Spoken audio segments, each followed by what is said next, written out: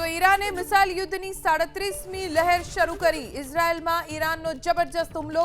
ઈરાને મિસાઇલથી Israel ઉપર જોરદાર હુમલો કર્યો છે।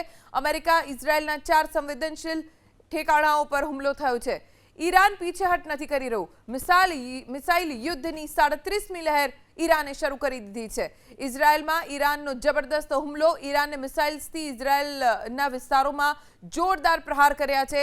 અમેરિકા ઇઝરાયલના 4 સંવેદનશીલ ઠેકાણાઓ ઉપર ઈરાને મિસાઇલ વડે હુમલો કર્યો છે અને ઈરાન દરેક પ્રકારના યુદ્ધ માટે કોઈ પણ સ્થિતિને પહોંચી વળવા માટે તૈયાર છે તેવો દાવો પણ અગાઉ કરી ચૂક્યું છે।